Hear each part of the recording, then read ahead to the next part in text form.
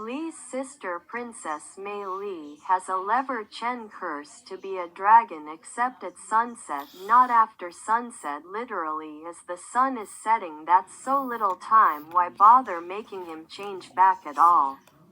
Faces the real curse sister princess, literally as the sun is setting. That's so little time, why bother making him change back at all? A queen, and why is the series still called Swan Princess if the name no longer has narrative significance? They took their sweet time working it out, but now we have story-based answers to both questions. Married, some areas could still use work, but it's better than no improvement at all. Stop that horrific monstrosity by Roop, please. Just the right amount of sea air can be a good thing. I like Bruno Mars, yeah, and Bruno let us down. Fingers crossed this isn't a repeat.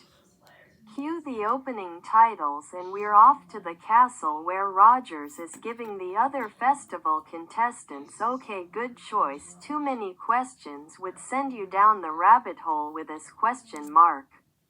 Ashley, could I trouble you for a shipping phrase? Raise the sail, thank you. After Elise Goose when welcoming Prince Li. YouTube, I am Princess mainly, and this is Know Your Princess Mulan. Wow, next.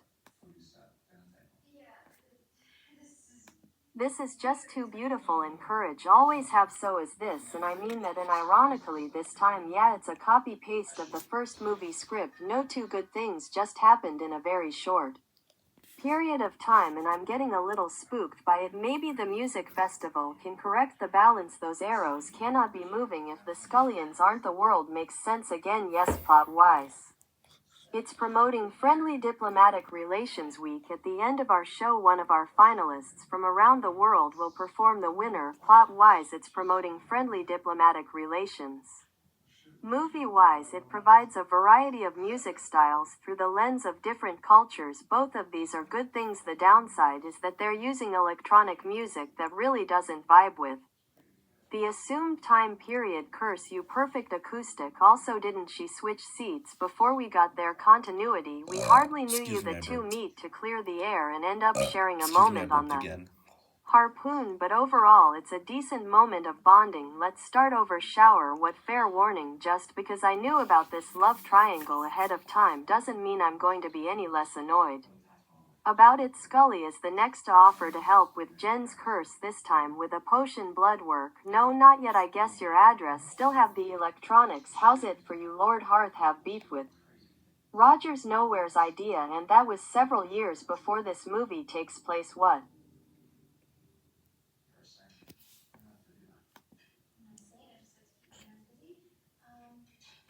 Where are they showing the blood in a dream? Even my girl, why wasn't that step one? Next festival contestant Isabella actually hit me with something. Okay, so I haven't been replaced by a cyborg. Elise and Lee share some of their personal history. I lost my first parents. Your father, I was wrong too. This worries Lucas, so he goes to ask Rogers for help alone. Someone should tell him that's a good thing.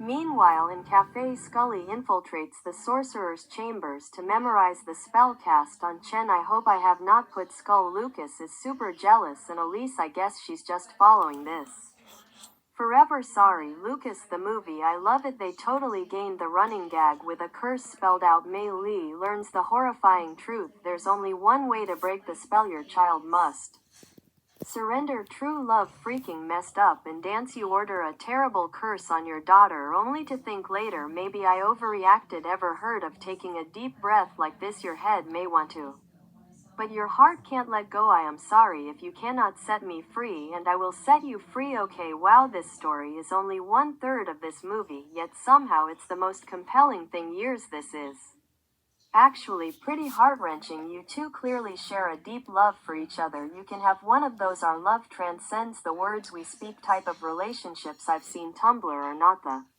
only one who thinks it could work. Song.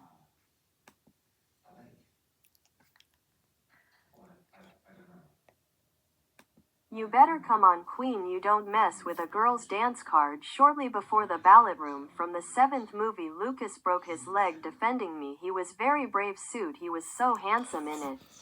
I can tell we are starting to understand what Lucas means to Elise. Also remember how the curse said your child must surrender true love. Child too grossed, but also thank you things. But now all of the plot points are converging and it's time for payoff. What have you got? I give my heart, I give my life, to take my heart, take my grace. Oh people, you should leave. This is as effective as it is efficient.